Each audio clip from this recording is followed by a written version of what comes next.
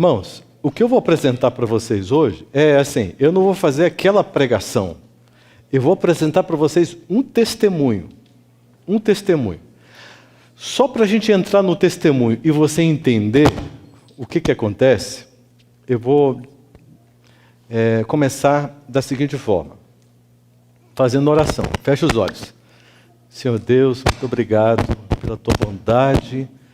Muito obrigado pelo teu carinho, porque nós estamos aqui para usufruirmos das obras maravilhosas das tuas mãos.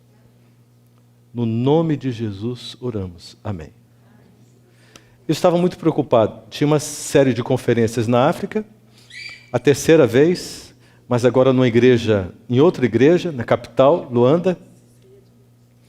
E orando, jejuando e clamando a Deus e pedindo orientação. Senhor, é uma igreja que oferece um certo desafio, um desafio muito grande.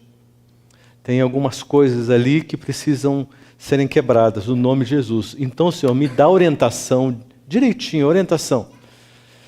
E alguns dias antes, Deus me deu um sonho. O sonho foi o seguinte, eu estava entrando num corredor escuro,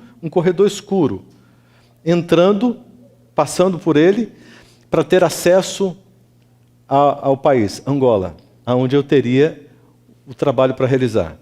E eu passando por aqui, naquele corredor escuro, de repente olho para o lado, porque me chama muita atenção, um brasão muito grande, com fogo, e um símbolo se formou naquele momento. 6 hastes.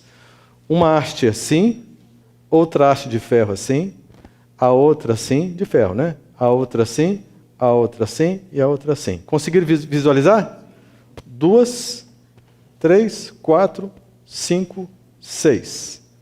Se apresentou. Quando eu olhei para isso, eu pensei, é feitiçaria. Deixa eu dar no pé. O que eu quero com esse negócio? E apertei o passo. Aí eu ouvi uma voz, tudo isso é um sonho, tá? Eu ouvi uma voz me dizendo, volte e lute contra isso. Aí eu parei e voltei e dei uma olhada para aquilo. E quando eu estava olhando, eu estava pensando, vou lutar como contra isso? De que forma? Enquanto eu estou aqui olhando, perguntando para Deus como que eu vou lutar, e aquele símbolo assustador na minha frente, Deus colocou uma haste de ferro na minha mão. E aí não tive dúvida. Eu fiz toda a força e joguei contra o símbolo. E caiu uma haste do símbolo. E Deus colocou outra barra de ferro na minha mão e eu repeti a ação. E por 6 vezes, até que estivesse no chão, o símbolo desmontado. Quando eu olhei tudo no chão, a voz disse o seguinte, você entendeu como lutar contra estas forças? Então, a sua arma é a oração. Irmãos, ali eu acordei, porque eu estava tão agoniado e fazendo tanta força, que minha esposa me acordou. Ela achou que eu estava passando mal, alguma coisa assim, que eu estava lá, no esforço danado com o negócio. E aí eu acordei, ela me acordou, e eu contei para ela o sonho, mas eu confesso para vocês que oração para mim, eu sempre enxerguei oração como instrumento de defesa. Defesa. Você entende? Para me defender. E não como um instrumento de ataque. Você já pensou em oração assim? Como instrumento de ataque? É para atacar com a oração. A batalha espiritual é diferente. Então, eu parei e corri depois, nessa mesma manhã, para dar uma olhadinha no Efésios 6, que aí do 10 em diante fala aí sobre força e poder, né? Para termos essa força e o poder de Deus, precisamos da armadura de Deus, né? Verso 11, da armadura de Deus. Aí, no verso 12, explica que essa batalha não é contra a carne e o sangue, mas é contra principados e potestades.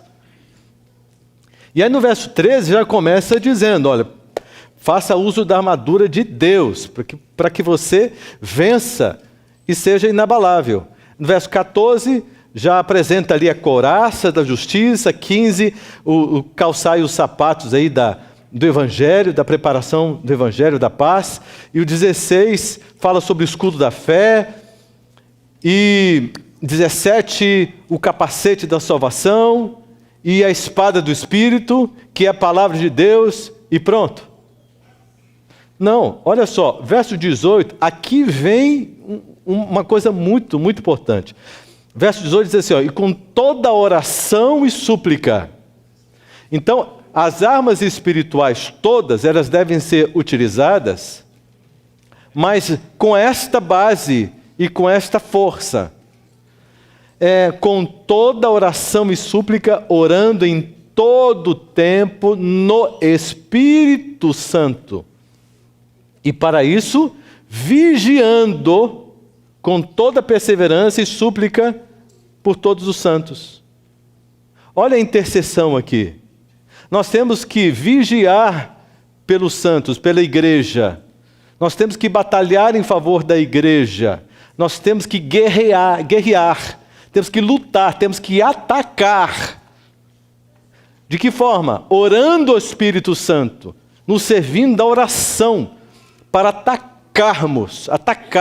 Irmãos, a profecia nos apresenta, né, o Espírito de profecia, que toda tentativa da igreja de reavivamento genuíno e de reforma espiritual genuína, que anda junto, para ser genuíno tem que andar junto, né? Para toda tentativa de um verdadeiro avivamento, começam os ataques de Satanás, porque despertam uma ira e uma perseguição, uma coisa horrorosa. Por quê? Porque vai escapar das mãos dele. Entende?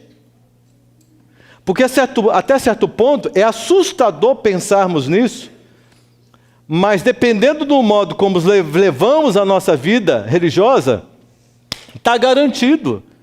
Continua assim, está lindo, maravilhoso, você é de Jesus, aleluia. Oh, que igreja linda, fica desse jeito, não tem problema. Não vou incomodar muito vocês. Está garantida. Quando essa igreja começa a reagir espiritualmente e fazer uso da graça de Cristo Jesus, e se fortalecer e buscar a armadura de Deus e atacar com as orações, isso estraga, isso detona com o reino de Satanás, e aí há um tensionamento do mundo espiritual, a coisa se agita, mas é assim que tem que ser, porque senão estamos garantidos para Satanás, isso não pode acontecer, tá certo? Ok, até aqui tudo bem. Deixa eu ler só mais um texto de Romanos 16, 20. Olha que promessa maravilhosa de Deus. Romanos 16, 20. Olha que promessa, esse é o lema da sua vida.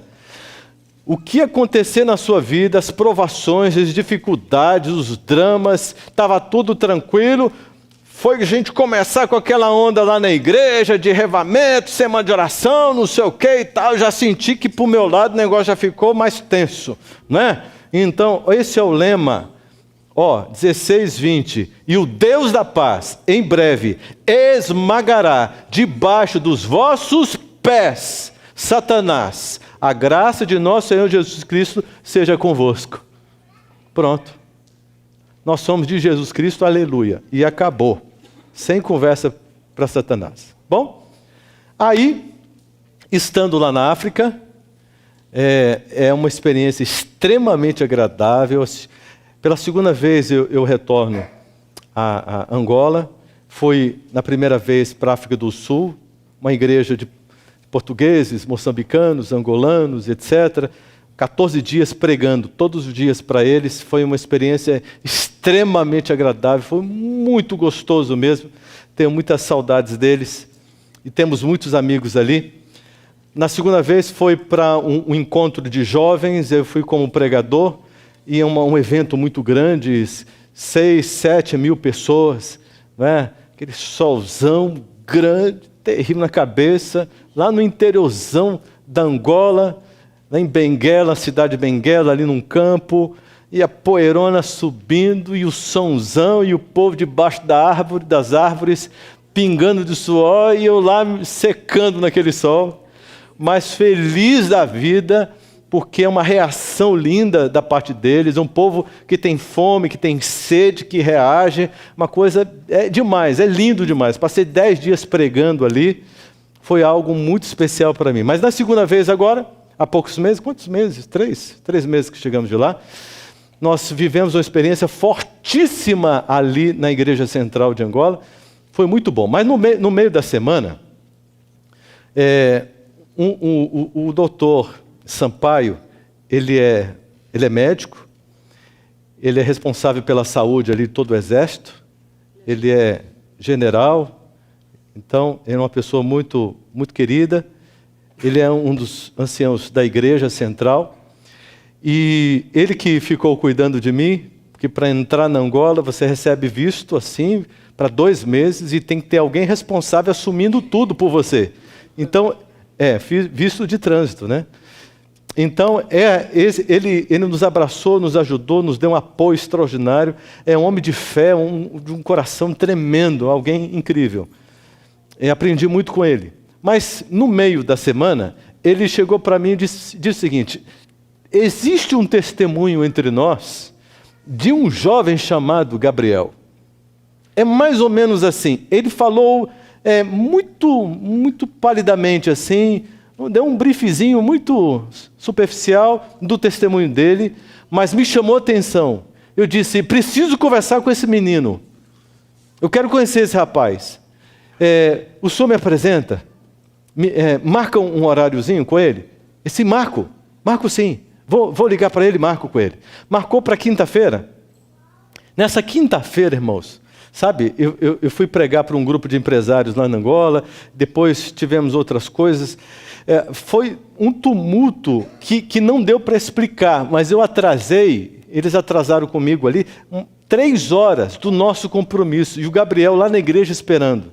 E eu aflito por causa dele, mas angustiado, porque eu estava pensando que não teria condições, porque eu chegaria no hotel, me arrumaria e sairia correndo, porque eu ia dar uma entrevista ao vivo na TV, num programa ao vivo que eles têm lá para Angola, e eu falaria sobre aconselhamento espiritual, falaria sobre a série de conferências que nós estávamos realizando ali. Então, um momento importante com um veículo de comunicação de massa, para a gente chamar as pessoas, a gente estendeu o convite. Quando eu cheguei, já cheguei pensando assim, eu vou me desculpar com ele e tento ver um outro horário, mas ao mesmo tempo eu não tive coragem de dizer, olha, não vai dar, não tive coragem. Eu grudei nesse menino, abracei ele e disse o seguinte: vamos para o hotel comigo. A minha esposa, eu falei assim, vai se arrumando, eu vou ficar um pouquinho com ele, que eu quero ouvir um pouquinho pelo menos, mais ou menos assim o testemunho dele. Na hora que ele começou a abrir a boca, eu disse, meu Deus do céu, só um minutinho, pause. Só um minutinho. Menino do céu, eu posso te gravar? Porque o que você está dizendo é algo tão impactante, e eu preciso desse testemunho. Eu posso te gravar? Ele ficou assim, assustado, olhando para mim e disse, pode? Eu disse, então tá bom. Peguei no braço dele, arrastei esse menino lá para cima, entrei com ele no nosso apartamento lá, botei ele sentado no sofá, peguei meu iPhonezinho aqui, segurei o braço aqui e disse, vamos ter que dar um jeito. Fale, me conte o seu testemunho. Você já vai contar e eu já gravando, porque eu preciso ter esse testemunho agora. Aí, segurei aqui, passei 1 hora e um quebradinho, com o braço assim, mas eu nem senti, irmãos, eu estava vibrando tanto, porque foi o testemunho mais forte que eu já escutei, que eu já ouvi na minha vida. Eu nunca aprendi tanto ouvindo um testemunho como eu aprendi com ele, ouvindo aquele testemunho. Quando ele terminou, eu dei um abraço nele e disse, meu amigo, por favor, preciso falar de novo com você. Obrigado, valeu, você é de Jesus, hein? Você não é do super-homem não, você é de Jesus. Então, eu fiquei impressionado, irmãos. É uma coisa linda, maravilhosa. Fiquei entusiasmado demais. E é esse testemunho que eu quero contar para vocês agora, sem mais delongas. Quero contar para vocês. Bom, Gabriel. Quem é Gabriel? Nascido em Luanda, Angola, nessa data, 17/9/90. Um rapaz novo, né? 26, 27 anos, tá certo? Filho e neto de feiticeiros. Ok? Preste atenção na origem dele. Escolhido para ser servo especial de Lúcifer. Lúcifer. De que forma? Sua mãe não podia ter filhos e consultou os espíritos. Fez uma consulta especial. E aqueles demônios, aqueles anjos, disseram para o casal: nós temos que consultar os nossos superiores para ver o caso. E damos uma resposta. E foram consultar e chegaram com a consulta já pronta. O próprio Lúcifer entrou no caso e disse: eu posso abrir a madre desta mulher, só que um filho é especial, dedicação absoluta, exclusiva para mim. É meu filho. E eles, obviamente, ficaram contentes e aceitaram de todo o coração. Ok, tranquilo, você escolhe, um filho é seu. Bom, ela ficou grávida, teve o filho, mas os espíritos chegaram e disseram: não é esse não, vai ser o próximo. Quando ela ficou grávida do próximo, do segundo filho, aí vieram recomendações especiais. Agora sim, sob toda a recomendação necessária, a mãe deveria ter um regime vegetariano estrito. Ok? Esse é o primeiro ponto. O objetivo era que ele tivesse saúde, né? E futuramente seguisse por esse regime e tivesse a mente clara. Então, o que os demônios explicaram para a mãe, para o pai? Disseram o seguinte: o ser humano é constituído pelo que come e bebe, vê e ouve. Sendo assim, né, a instrução seria essa: seu líder, o anjo Asbad, que é um assessor de Lúcifer e que é estudioso da mente humana, perscruta a mente humana desses tempos todos, 6.000 anos aí, né? Para conhecer e elaborar sempre estratégias para poder aprisionar, escravizar a vontade e o desejo. Ok? Então, esse conselheiro aí deveria anunciar o sistema luciferiano estabelecido para o mundo. Então, o pensamento era o seguinte: esse menino vai ser instruído por nós e ele vai anunciar para o mundo, partindo do seu país, o CFM, Crenças Fundamentadas em Mitos. Vocês vão entender como é que funciona isso, irmãos. Gabriel dizia o seguinte: eu convivia com os anjos em suas diversas formas e manifestações. Desde que ele nasceu, ele enxergava os anjos. Então sempre foi uma coisa normal para ele, né? E para que tivesse uma mente clara e fria, teria que ser vegetariano, mas para ser frio de sentimento, deveria tomar um suco especial todo dia que continha sangue humano, colhido em sacrifício. Tá certo?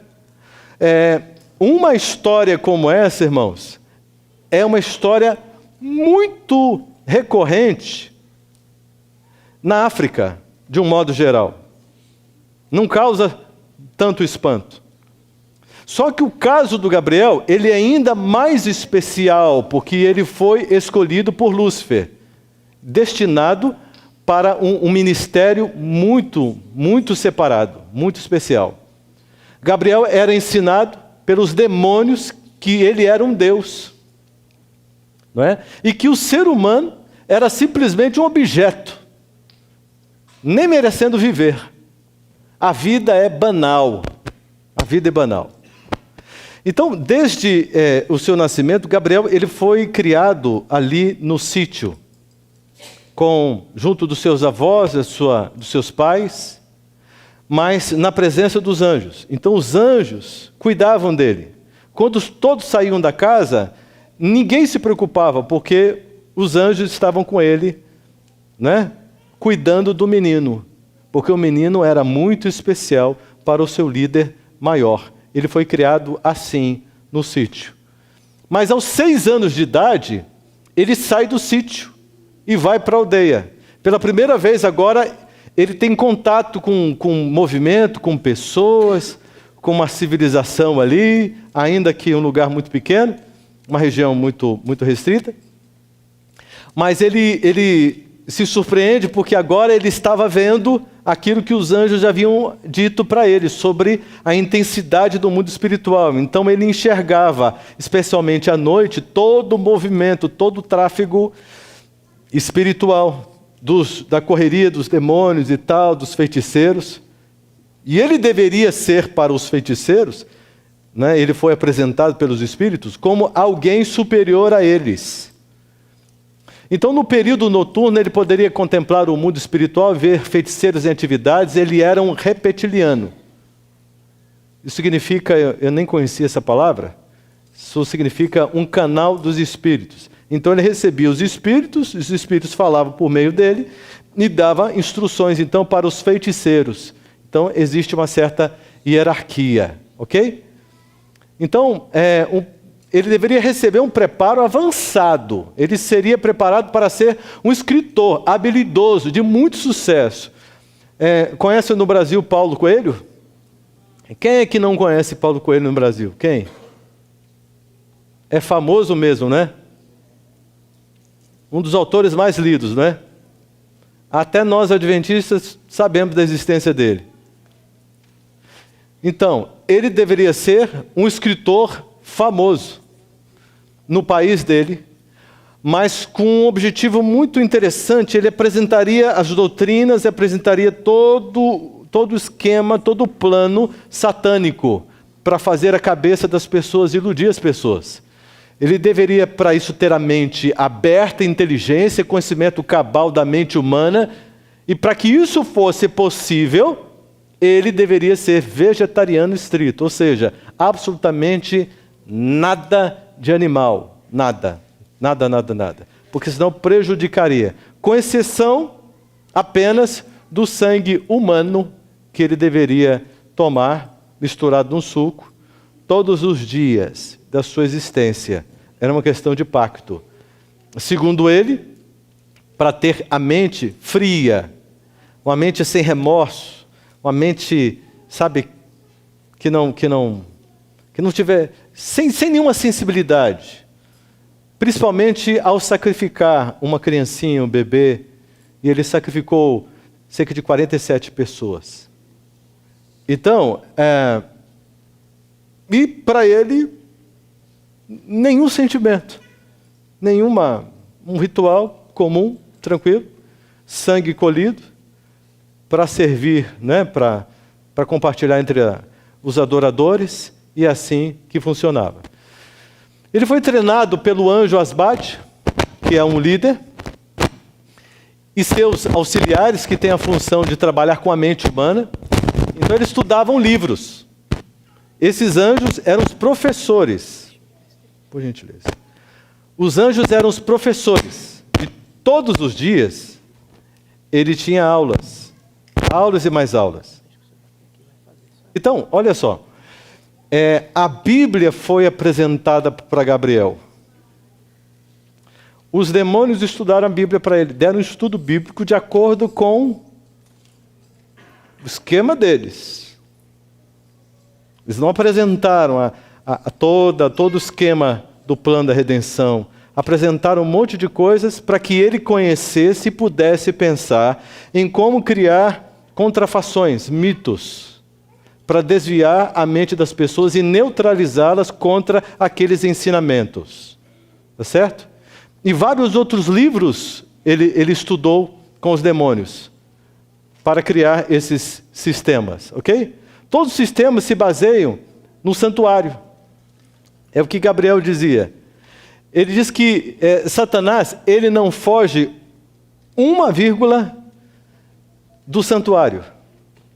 Para ele, não há interesse em criar qualquer tipo de plano, de esquema, de mensagem, qualquer coisa que esteja fora do santuário. Então, ele puxa dos símbolos do santuário, puxa dessas verdades, desses símbolos, que apontam para Cristo e o plano de Cristo para salvar a humanidade, e cria sua contrafação. Então, observe, do santuário, quais coisas que vocês conhecem assim que ele usa? Tem morte de bode?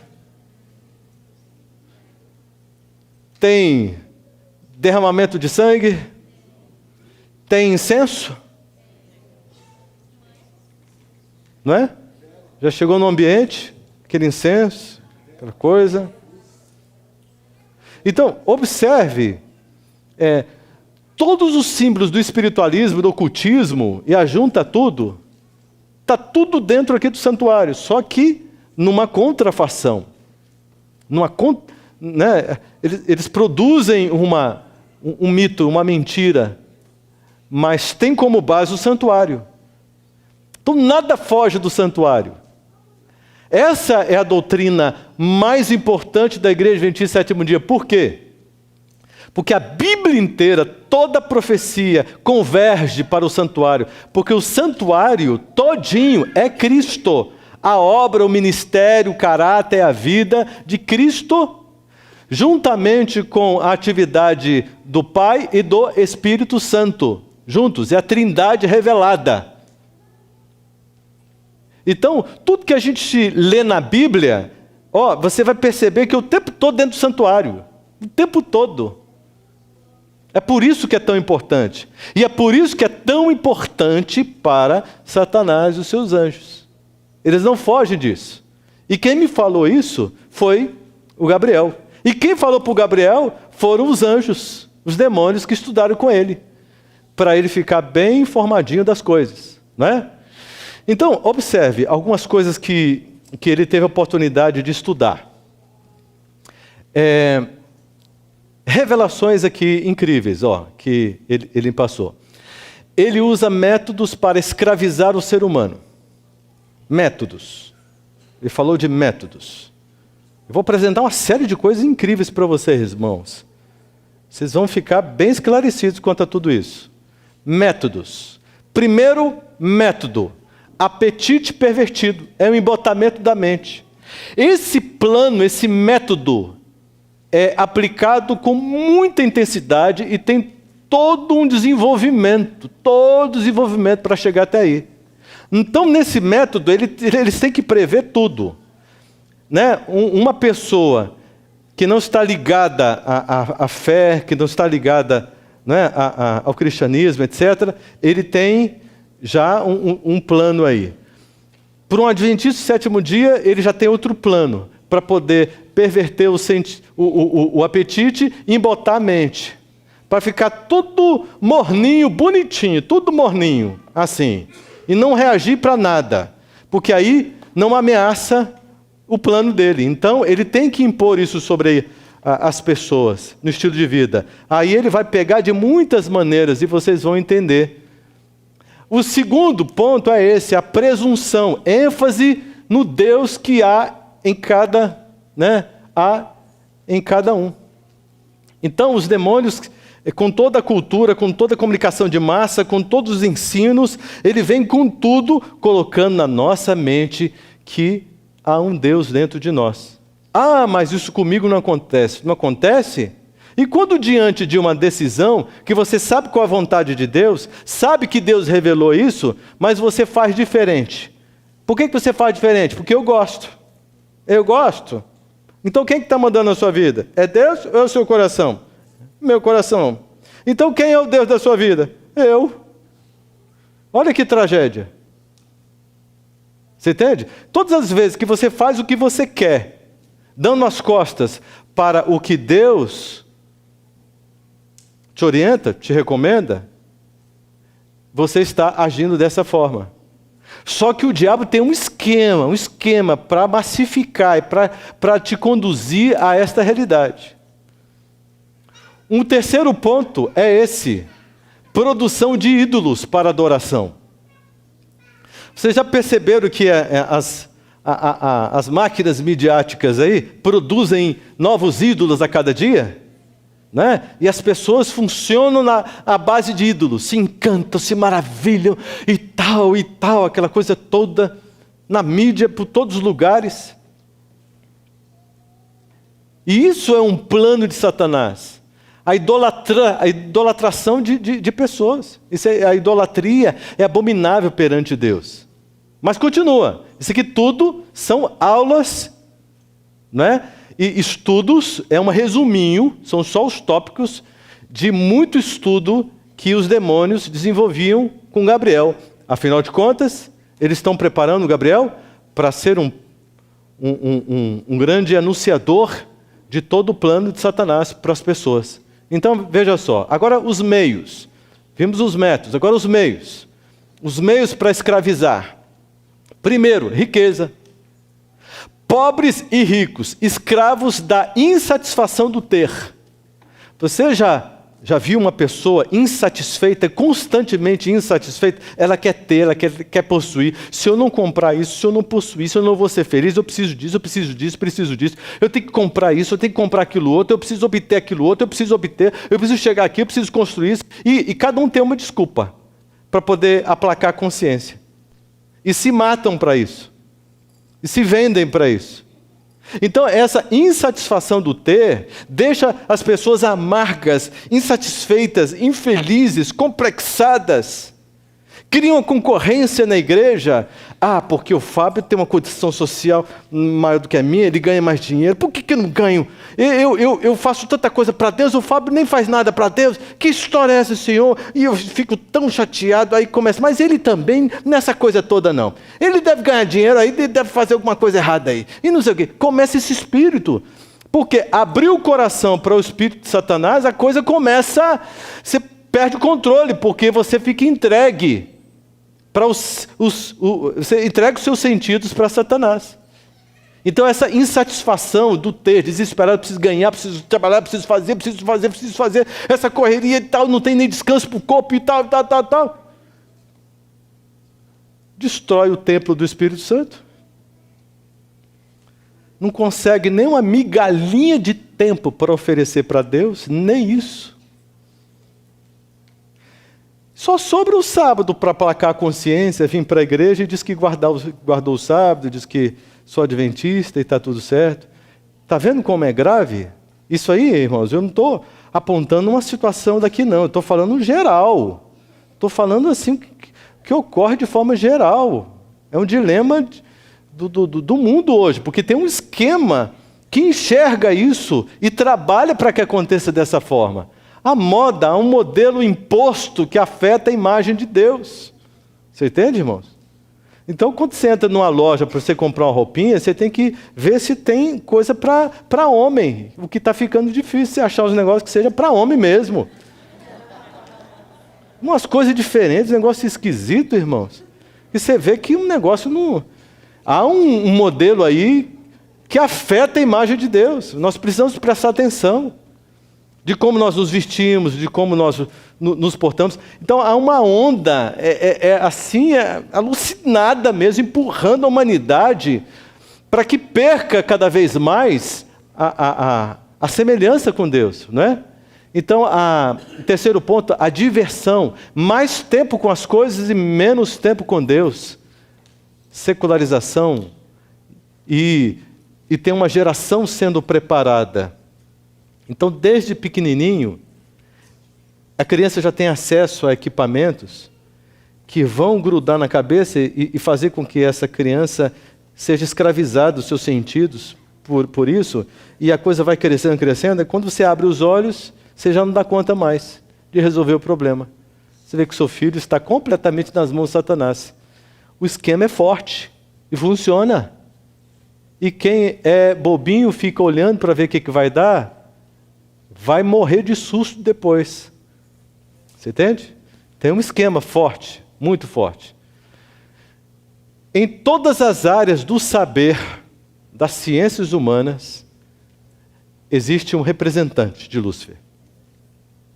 Em todas as áreas. Ele disse, prêmio Nobel e tal, ele falou um monte de coisa. Estou dando um resumo, senão a gente vai muito longe. Em todas as áreas do saber, tem um representante que foi instruído pelos demônios, que foi conduzido e domina a área. Existem alguns objetivos. Segundo ponto, 2 grandes profetas se destacam no mundo do ocultismo cristão e surgiram nesse século. 2 profetas respeitadíssimos e super conhecidos pelo ocultismo. E o primeiro é esse, estudadíssimo. Esse é o profeta, né, profetisa mais estudada no mundo do ocultismo.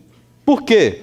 Porque tudo que ela fala é necessário que se faça uma contrafação urgente. Porque ela é a profetisa do arqui-inimigo. Se é a profetisa do arqui-inimigo, então temos que conhecer para a gente produzir coisas contrárias.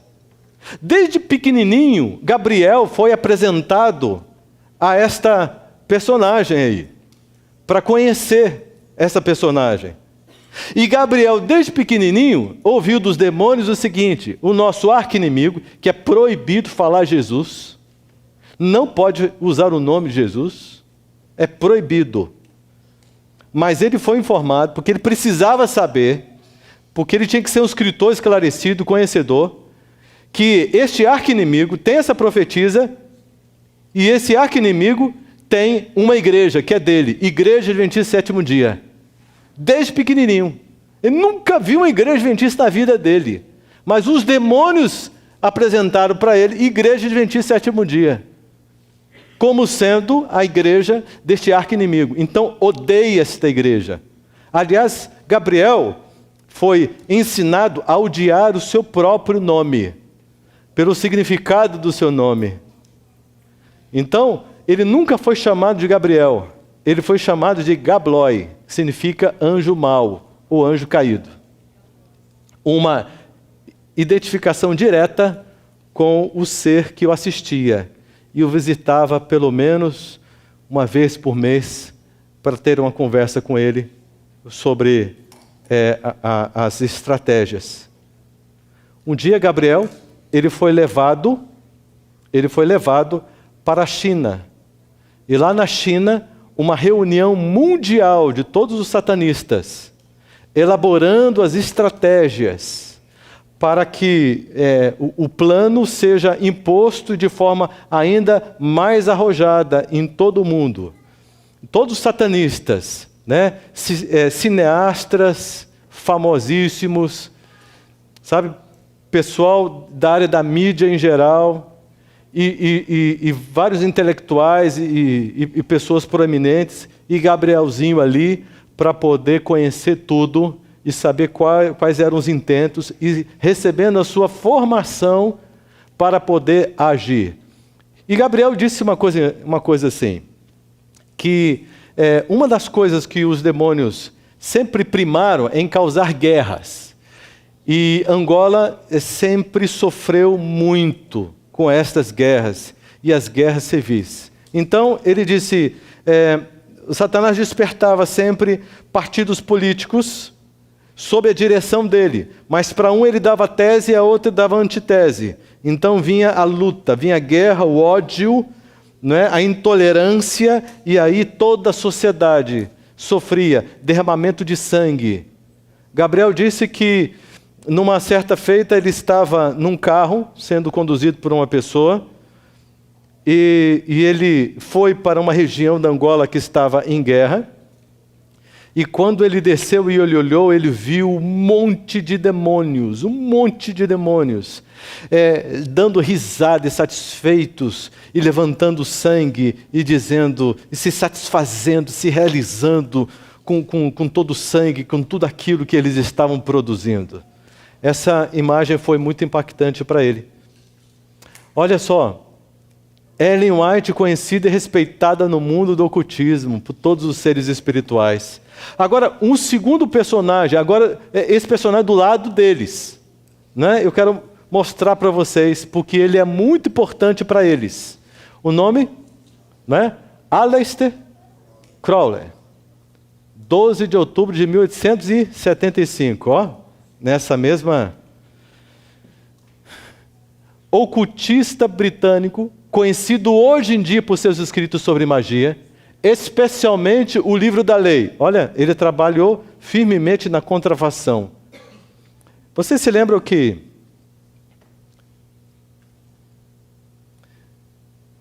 um cantor popular que morreu, aquele que usava cavanhaque, todo cavernoso, Raul Seixas. Raul Seixas usou várias letras deles. Isso, Paulo Coelho é discípulo. Então, Raul Seixas cantou muitas músicas com as letras aqui deste satanista. Então, olha só, o texto sagrado, né, e central da Telema, apesar de ter escrito sobre todos os assuntos esotéricos como a Cabala. Crowley também era mago, hedonista e crítico social. E muitas de suas façanhas, ele iria contra os valores morais e religiosos do seu tempo, defendendo a liberdade pessoal e espiritual, baseando a sua regra, né, de faz o que tu queres. Ó, esse cidadão foi o que colocou em prática o plano que Lúcifer criou, bolou, e que Gabriel teve que estudar a fundo para entender todo esse processo e poder então entrar no espírito. Olha só, este homem, né, iniciou essas revoluções, como crítico, etc. Uma grande influência industrial, tecnológica, social, inversão de valores, a mídia usada para compartilhar as doutrinas luciferianas, a sexual, dois alvos. Primeiro, sexo livre, né? Paz e amor, né? Maconha, não sei o quê, papapá, aquela coisa toda, e sexo, rock and roll, etc, etc. Mas até aí ainda estava muito no campo hétero, né? A próxima etapa seria homossexual. Será que eles já estão atingindo sucesso nessa próxima etapa? É isso que está acontecendo? Hã? O homossexualismo, essa prática, a indução a esta prática, é um trabalho dos demônios, se aproveitando de fragilidades emocionais e de distorções da imagem do Pai, que os próprios demônios criam também no coração da criança. Olha só, pela Revolução Industrial, a tecnologia e tudo, enfim, tudo isso está a serviço. Toda a mídia empurra o indivíduo para esta revolução, que continua. Drogas, legais e ilegais, a cada esquina por aí, não sei aqui, mas no Brasil, cada esquina tem uma boca que vende droga. Aqui é assim também ou não? Bom, o mundo está... a revolução religiosa, inversão de doutrinas, pacto satânico popularizado, música, tirar da razão e conduzir para a emoção, do racional para o emocional, arrebatamento de sentimentos. Irmãos, isso que eu estou colocando aqui, esse slide aqui e esse aqui, eu escrevi do jeito que o Gabriel me contou, me falou, me informou, daquilo que os demônios disseram para ele, repassando essas revoluções que o profeta lá, o Crowley, né, do maligno, foi usado para introduzir no mundo com sucesso. E o sucesso, ainda hoje, nós podemos observar facilmente, não é? Uma perguntinha. Olha só, será que isso aqui influenciou em alguma coisa no mundo cristão, na nossa igreja? Será que isso aqui também está influenciando? Será que essa revolução aqui também está influenciando? Será que essa revolução, essa e essa aqui também está influenciando alguma coisa? Ou nós estamos completamente livres? Respirando ares puros? Ou será que nós precisamos prestar atenção? Atividades satânicas, né? Olha as categorias. A trindade aqui dos anjos maus. Primeiro, espíritos. Desculpa, foi um erro ali. Espíritos amigos. São aqueles que personificam. Sabe, ele aparece com uma voz, com um jeito, com a roupinha, com um cheiro, dizendo coisas que só você e ele sabia. Aquela pessoa que está aparecendo. E a pessoa acredita. Então são espíritos. Eu estava fazendo um funeral e uma mulher passando aqui, passando lá, passando, não sossegava. Depois eu fui perguntar o que aquela mulher estava falando. Ela estava dizendo, confortando a família. Não se preocupe, daqui a pouco nós vamos lá no centro e aí ele vai aparecer, nós vamos invocar, ele vai aparecer, vamos chamar, ele vai aparecer e aí vocês vão ver que ele está bem. Vamos conversar com ele. Não se preocupa, não chora não. São esses espíritos amigos aqui.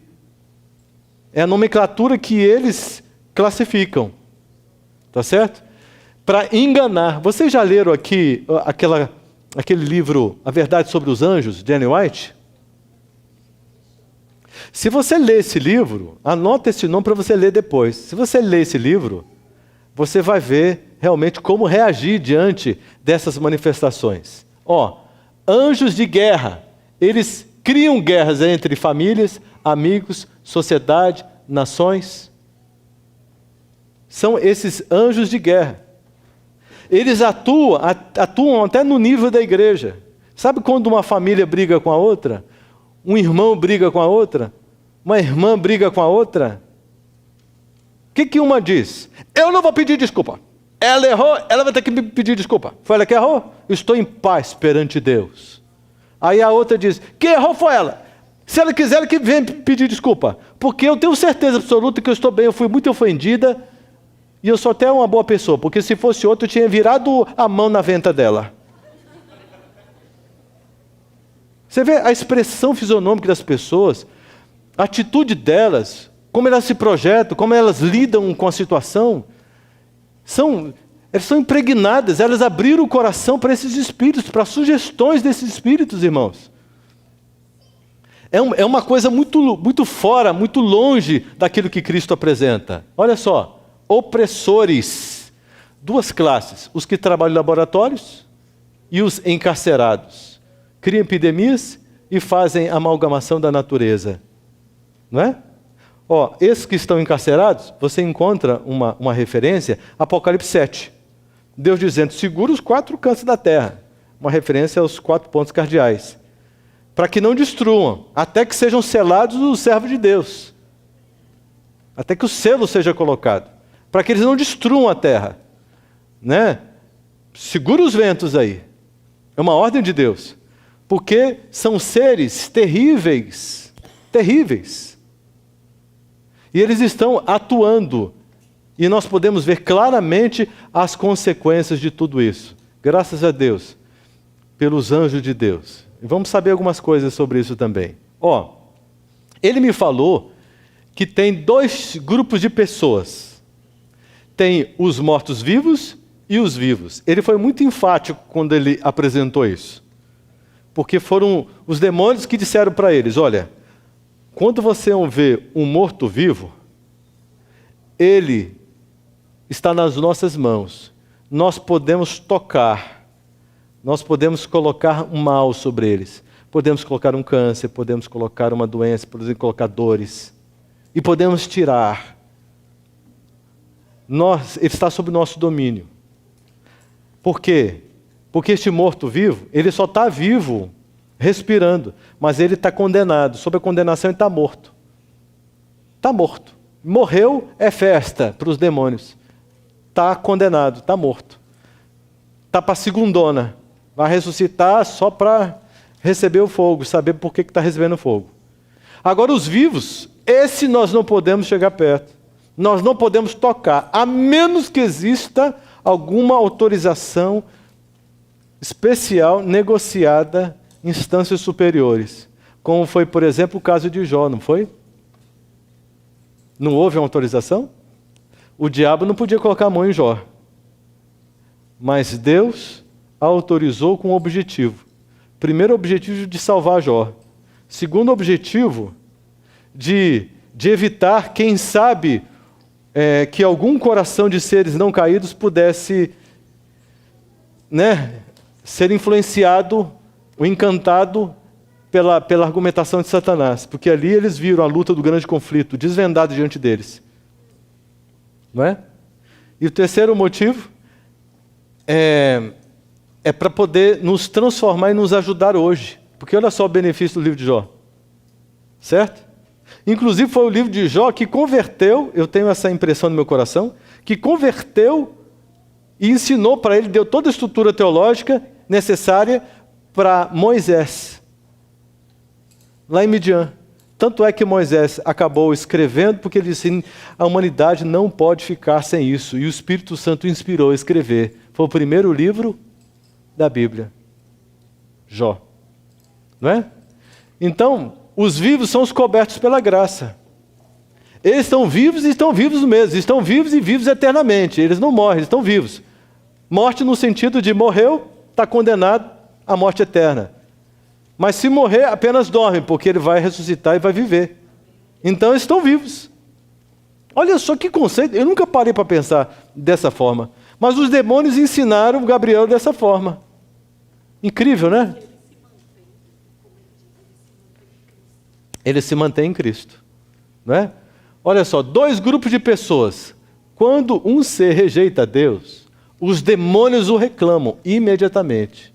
Entretanto, a intercessão cria resistência. Você tem um filho que se rebela contra Deus. Eu não acredito mais em Deus. Eu sou ateu. Eu sou não sei o quê. Papapá, aquela coisa toda. A sua intercessão cria uma resistência e um controle pela misericórdia de Deus, atendendo a sua oração, mediante a atuação direta do Espírito Santo naquele coração, porque você está pedindo. A oração intercessora é fortíssima. Fortíssima. Ô, Osés, daqui a pouco você entra. Tá bom. Olha o que Gabriel disse. Me sentia poderoso, mas muito infeliz. Tinha um coração frio, mas mais cruel do que um pedófilo. Era muito calmo e ninguém podia desconfiar de mim. Ninguém poderia desconfiar de mim. Incrível isso, irmão. Mas Gabriel começou a pensar. Quem eu sou e para onde eu vou? Ele se sentia escravo, ele não podia escolher, não podia pensar, não podia decidir, não podia fazer nada do que ele quisesse. Ele estava plenamente a serviço de Satanás e seus anjos. Ele não tinha personalidade, ele não tinha escolha, ele não tinha nada. Ele só fazia o que o diabo queria. Ele se sentia escravo. Ele diz, eu vi pessoas em todo o mundo, reis e autoridades, que pertenciam a Satanás. Uma pessoa sozinha não sai viva do pacto. Ele não tinha essa compreensão, somente pelo poder de Deus. Ele disse isso depois, né? Mas ele dizia, eu nunca vi uma pessoa quebrando o pacto que fez com Satanás, saindo viva. Então ele não conhecia outra possibilidade. Depois que ele ficou sabendo sobre esta possibilidade de sair do pacto. Era proibido anunciar o nome e fazer perguntas sobre a verdade. Ele dizia o seguinte, todas as vezes que eu queria fazer alguma pergunta e estava no sentido da verdade, os anjos se irritavam, ficavam nervosos e mandavam ele calar-se. E ele tinha que se calar, porque senão ele sofreria. Quem é o príncipe ou soberano do outro lado? Ele ficava pensando. Quem é? Porque eles temem tanto? Um anjo desse outro líder afugentava mais de 30 dos nossos. E ele ficava pensando, este inimigo nosso, ele é muito mais poderoso.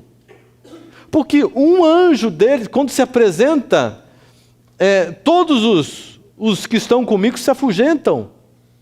Em algumas oportunidades que ele chegou perto de alguém acompanhado por um anjo de Deus, quando ele passava, ele tinha que passar longe, porque se ele se aproximasse, nenhum anjo que acompanhava ele, os que o acompanhavam desde o nascimento, ficavam perto. Por que isso? E ele perguntava e eles ficavam nervosos, muito irritados.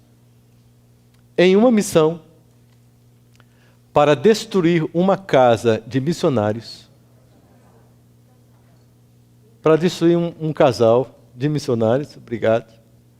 Gabriel vê a casa iluminada e um ser brilhante em cima. Ele foi chamado para fazer um trabalho contra uma família, uma casa ali de uma família missionária. Quando ele se aproximou com a sua turma, com os seus anjos, ele ficou impactado, porque ele viu uma luz tão forte, que ele nunca tinha visto. Aquilo não era luz elétrica, era muito forte. E aí ele percebeu que em cima um ser brilhante, gigantesco, estava protegendo aquela casa. Aí ele perguntou: quem é aquele? E os demônios disseram: nosso principal inimigo, vamos embora, vamos embora, vamos embora. E eles foram embora, porque os demônios não deixaram ele ficar ali. E aí os demônios deram instrução para ele: você vai começar a entrar em contato com adventistas. É uma ordem. Só que tem duas categorias. Uma, adventista no sétimo dia. A outra, adventista do sétimo dia. Então, nós é que vamos falar para você. Quando for um adventista do sétimo dia, está proibido falar com ele. Passe longe. Quando for um adventista no sétimo dia, aproxime-se, influencie, ofereça aquilo que nós vamos te recomendar, envolva-o e ensina esse adventista no sétimo dia, para que ele possa, na sua comunidade, influenciar, a fim de destabilizar a igreja do nosso inimigo. O que vocês acham disso, irmãos? Incrível, não é? Incrível. A partir do próximo slide, eu vou mostrar para vocês uma coisa tão linda, irmãos. Tão linda. A partir do próximo slide, vocês vão ver só o poder de Deus. Cristo, Cristo, Cristo, Cristo, Cristo. Eu não estou aqui para falar do diabo. Alguém está me entendendo mal, por gentileza? Eu não estou aqui para falar do diabo. Nem para que ninguém tenha medo dele. Porque não há motivos.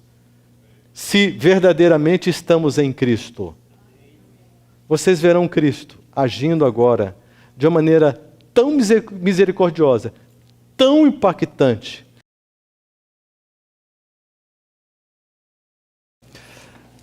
Gabriel, ele filho de feiticeiros, né? Neto de feiticeiros, ele foi escolhido por Lúcifer para ser um escritor de sucesso, aonde ele divulgaria todos os intentos, né, do seu reino, do seu Senhor. E ele então teve que passar por um treinamento que os anjos maus deram para ele. Então, nós estamos descrevendo, já contamos aqui os detalhes de vários aspectos que ele teve que estudar. Vimos estratégias, revoluções que Satanás elaborou para aprisionar a humanidade e conduzi-la ao mal e ao pecado. Finalmente, estamos num momento em que Gabriel, ele começa a pensar: mas por que nem o nome deste inimigo nosso eu posso falar? Mas esse inimigo é muito mais forte do que Lúcifer. Um anjo dele, quando ele se apresenta, 20, 30 dos que estão comigo, eles saem, eles fogem. Mas o que está acontecendo? Por que eu me sinto tão deprimido? Por que eu não tenho paz? Por que eu sou um escravo? Tenho tantas promessas deles, mas nada se realiza. Eu sou alguém usado por eles o tempo todo. O que está acontecendo comigo? Esse inimigo tem uma profetisa que nós precisamos estudar para fazer tudo diferente. Esse inimigo tem uma igreja, tem membros dessa igreja que eu não posso entrar em contato, outros membros que são fracos, estes eu posso entrar em contato para influenciá-los, mas não posso nem entrar nesta igreja. O que acontece? O que acontece? Ele está confuso, ele está impressionado com essas coisas que ele está constatando na vida dele, na história dele. No dia, no encontro com um missionário adventista, numa loja que ele foi, ele chegou na loja, entrou, e havia um missionário adventista ali, o nome dele, lá de Ventura, e ele então se aproxima de Gabriel e faz uma abordagem.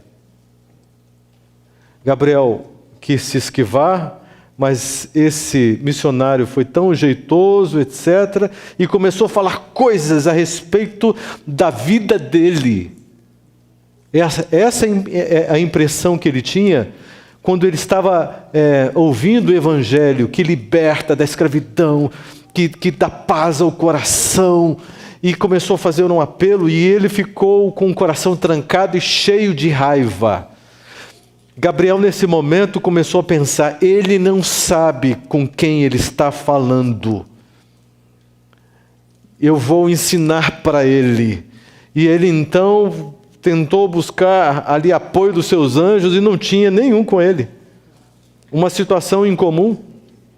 E ele ficou vulnerável. E teve que escutar sobre esse Jesus que é a liberdade. Simplesmente eles não apareciam, os demônios, ele ficou completamente desarticulado. Ao dormir, veio uma claridade muito grande, na noite que ele estava descansando, uma claridade muito grande, e os demônios saíram, e ele acordou e olhou, e não tinha, os demônios saíam. E somente a mente dele funcionava, porque ele ficou completamente paralisado diante desta luz tão forte que se apresentava para ele. E alguém apareceu. Ele ficou completamente assim, imobilizado, anestesiado. E ele pensou, eu faço isso com as pessoas para destruí-las. Quando ele se aproximava de uma pessoa, ele pedia para que os anjos neutralizassem essa pessoa, e ela ficava imóvel, e só a mente dela funcionava. Agora Gabriel estava diante deste ser, e só a mente dele funcionava. O que ele fazia com as pessoas, este ser estava fazendo com ele. Ele estava imóvel, não conseguia reagir. Gabriel, ao lidar com Lúcifer, ao lidar com o anjo Asbade, ao lidar com os demônios que o acompanhavam, ele descobriu uma coisa, que o que ele pensava, o que ele questionava, o que ele tinha na mente dele, ninguém conseguia descobrir, nem o próprio Lúcifer. Então ele ficava tranquilo, só olhando e desconfiando, e questionando, mas simplesmente não falava nada, e não era descoberto. Mas quando esta pessoa se apresentou para ele, e começou a falar com ele, porque lia a mente dele, ele pensou em algo e pensou assim, quem é você? E este ser se apresentou, eu sou Jesus, e começou a falar com ele. E ele ficou impressionado, porque aquele ser podia ler o pensamento dele. E ele pensou, este é muito mais poderoso do que Lúcifer, muito mais poderoso. E ele passou cerca de 5 horas fazendo perguntas e recebendo todas as respostas. 5 horas. E Cristo, olhando para Gabriel, disse para ele, eu te criei para algo melhor. Tenha paz. Eu sou aquele que você persegue. Contou a história da redenção e seguiu até a sua morte de cruz. Depois falou sobre os mundos não caídos. Gabriel disse, eu experimentei a paz pela primeira vez. Jesus falou para ele, Eu só estou aparecendo para você porque você me chamou. Porque todas as vezes que você pediu paz, pediu liberdade, eu sou a paz, eu sou o seu libertador, você estava me chamando. É por isso que eu estou aqui. E Cristo olhou para Gabriel e disse: você quer seguir-me? Eu não te darei o que lhe foi prometido pelos demônios, mas te darei a vida eterna. Gabriel, neste mundo você vai sofrer, mas eu estarei com você. Gabriel disse que Satanás, o Lúcifer, lhe prometeu tantas coisas incríveis, tantas coisas, sucesso, poder, dinheiro, tantas coisas. Ele estava sendo preparado para ser alguém com muita influência, com muito poder, com muita força, com domínio. O ego dele estava sendo construído nessa direção. Observe o que Cristo está prometendo. Não te darei o que os demônios te prometeram. Você vai sofrer. Mas eu te darei, eu estarei com você. Que coisa maravilhosa, irmãos. Gabriel lançou-se no chão, pediu proteção e disse: se o Senhor proteger a minha vida, eu quero quebrar o meu pacto, o pacto que eu tenho com o teu inimigo. Se o Senhor me proteger, eu vou te servir para sempre. E Gabriel, se lançando no chão, disse para ele: eu sou teu escravo, faça uso de mim, eu quero te servir, eu sou teu escravo, por favor, me aceite.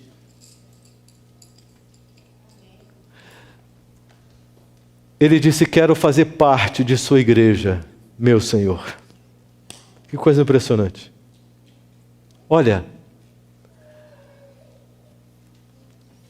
Cristo disse o seguinte: você vai ler esses livros. Quando você terminar de ler, que você ensinou para ele onde ele conseguir esses livros, da profetisa dele, Ellen White. Assim que ele terminasse de ler esses livros, ele deveria procurar uma igreja adventista e pedir para ser batizado. Patriarcas e profetas, profetas e reis, desejar todas as nações, parábolas de Jesus, Atos dos Apóstolos, o grande conflito, e tudo isso com a Bíblia ao mesmo tempo. E ele entrou nesse estudo, conseguiu esses livros e entrou nesse estudo. Acontece que, no dia seguinte, Asbade apresentou-se para Gabriel e disse: você nos traiu, você nos enganou, você está dando as costas para nós. Por que você fez isso? Volte, volte. E ele disse: não tenho parte com vocês mais. Sou de Jesus. Tenho pacto com Jesus agora. Está quebrado o pacto com vocês. Sou de Jesus.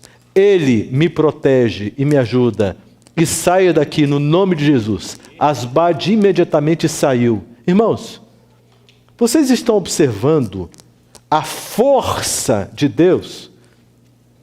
O poder de Deus? Quando Cristo obteve a sua vitória na cruz do Calvário, acabou o domínio de Satanás desse mundo. Ele só domina onde ele é convidado ou ele é permitido, autorizado.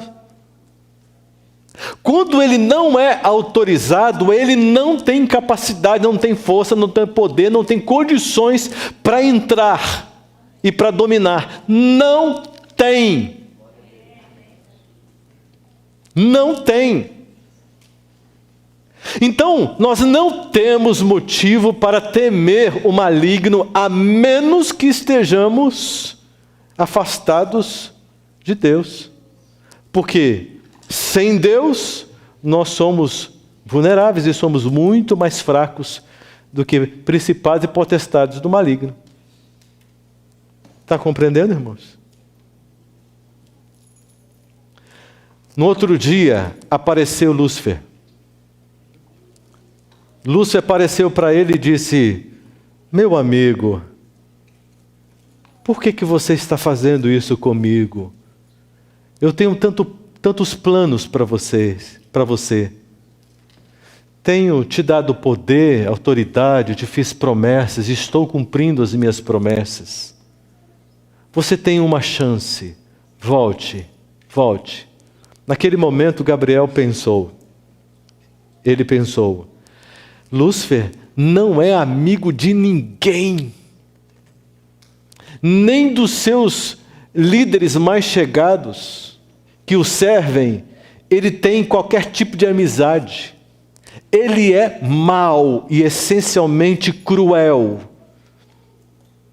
Ele não tem amizade com ninguém, relacionamento com ninguém. Ele só manda desesperadamente para que todos sigam o seu comando. E mesmo assim, o reino dele não é tão unido quanto parece ser. E agora ele está aqui me chamando de amigo e me fazendo uma proposta aparentemente carinhosa. Gabriel pensou: não existe nada mais que venha dele que me convença, porque eu o conheço. Ele não me engana, ele não me ilude mais. Eu sei quem ele é, porque eu experimentei a minha vida toda o seu caráter. E naquele momento ele disse: eu pertenço a Cristo Jesus. E o pacto que eu tive com você está quebrado pelo poder de Cristo Jesus na cruz do Calvário. Eu pertenço a Jesus. Suma, saia da minha vida e não volte nunca mais, no nome de Jesus.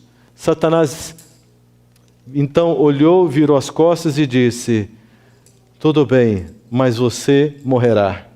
E sumiu. O próprio Lúcifer não pode suportar a presença de alguém que se entrega para Jesus Cristo e o serve. Nem Lúcifer, o mais poderoso dos demônios, consegue suportar e resistir e minar o poder de Cristo Jesus. Cristo Jesus é poderoso. Cristo Jesus ele é o vencedor nessa batalha. Ele é o grande Miguel que se levanta para socorrer os seus filhos. Na mesma proporção que Gabriel teve de oportunidade com Satanás, na sua ignorância, o Senhor Jesus o trabalhou para lhe dar o mesmo crédito do que o débito que o diabo gerou na vida dele. Olha só, novamente a relação. Manifestações sobrenaturais, um crédito sobrenatural. Salvação, vida eterna. Irmãos, olha só, esta é a frase forte que eu quero que você saia daqui pensando em seu coração. O que Cristo Jesus disse para Gabriel: eu te criei para algo melhor. Querido, pense. Deus te criou para algo melhor. O que você tem vivido? Como você tem vivido? Quais são os seus valores? Quais são as suas prioridades? Você está construindo o quê? Está em busca de quê? Quais são os seus objetivos? Aonde você quer chegar? Qual é a construção que você está fazendo? Você está planejando o que para a sua vida? O quê? Correndo atrás do vento? Cristo Jesus se apresenta hoje, aqui para você. Assim como se apresentou para Gabriel, claro que para nós de forma espiritual, aqui diante do nosso coração, para lhe dizer: eu te criei para algo melhor. Eu não criei você para ser uma pessoa comum. Esqueça, vidinha comum como qualquer pessoa que nasce e morre nesse mundo, eu não te criei para uma vida comum, para ser uma pessoa comum, como qualquer outra. Eu te criei para algo melhor. Pense nisso. Eu te criei e te elegi para você ser o meu servo. E quando nós nos colocamos diante de Deus como servos, Ele nos abraça, olha para nós e nos chama de filhos. Dá para entender isso? Nós nos apresentamos para Ele como servos. E Ele olha para nós e diz assim: eu não chamo mais você de servo, eu chamo você de amigo. De amigo. Porque um senhor não conta para o seu servo que vai no coração dele, mas eu quero relacionamento com você. João 15, verso 16. Eu quero me relacionar com você, então eu vou chamar você de amigo, porque eu quero compartilhar o meu coração com você. Você se apresenta como servo e eu te chamo de amigo. Quando nós nos apresentamos como escravo, Ele nos abraça e nos chama de filhos. Filhos por adoção. Romanos 8,14. Todo aquele que anda no Espírito, que tem esta unção especial, é chamado de filho, filho de Deus. Deus te criou para algo melhor. Deus não te criou para uma convivência na Igreja Adventista Sétimo Dia, no padrão de um laodiceano. Deus não te criou para isso. Existe algo melhor para você.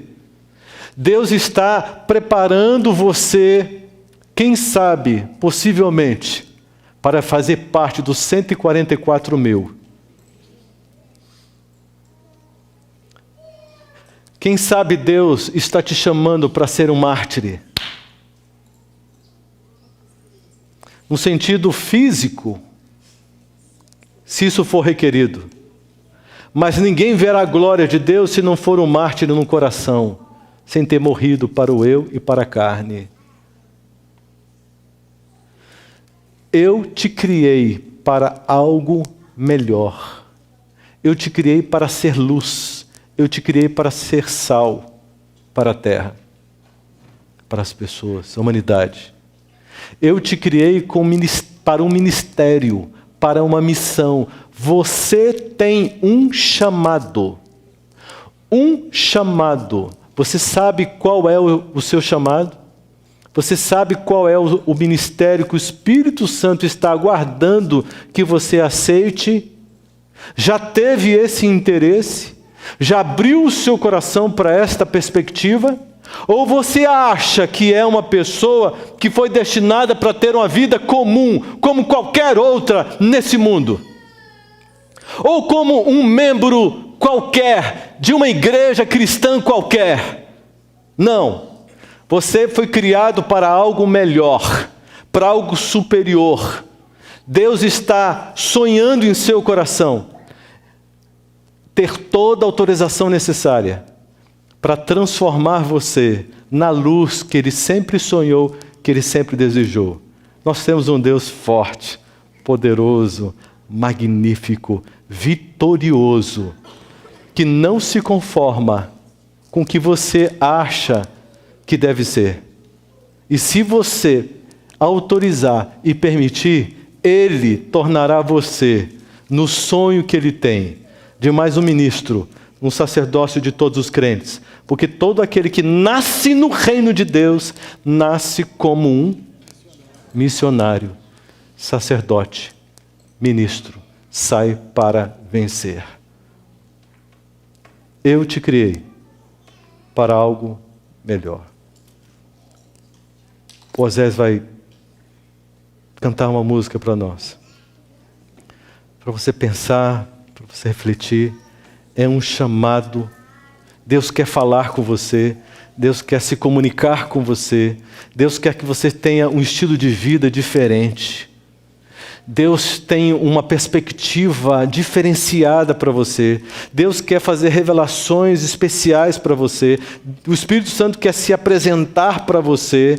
Ele quer que você tenha um jeito de pensar diferenciado, que você pense com a mente de Cristo, que você tenha uma experiência madura na sua experiência espiritual. Deus quer te usar para ser uma luz aonde você for. Deus quer te usar para ser um ministro do seu trabalho, um ministro de Deus na sua escola, aonde você for, aonde a planta dos seus pés forem posicionadas, você será luz, você será bênção, um instrumento de justiça de Deus, um instrumento de libertação. E aonde você chegar com os seus anjos poderosos de Deus, demônios não poderão ficar perto, estarão repreendidos no nome de Jesus. Aí sim você verá milagres acontecendo no seu casamento e com os seus filhos, na sua casa, na sua vida pessoal. Aí sim você enxergará um poder de Deus agindo de uma forma livre. Ouça a voz de Deus. E quero terminar vendo você aqui na frente. Você que sentiu-se quebrantado pelo Espírito Santo e persuadido por este Espírito a assumir um novo padrão de vida, a assumir um novo posicionamento de vida, a ter interesse em buscar de Jesus qual é o significado da sua existência. Em outras palavras, qual é o seu ministério nesta terra? Qual é a sua verdadeira missão e prioridade? Você que quer fazer esse pacto, ou a renovação deste pacto com Cristo Jesus, para que o mundo espiritual fique sabendo de que lado você está e de qual é a sua posição definitiva. Enquanto você ouve essa mensagem e ao sentir-se tocado, venha novamente aqui para podermos orar juntos e clamarmos diante do Senhor Deus.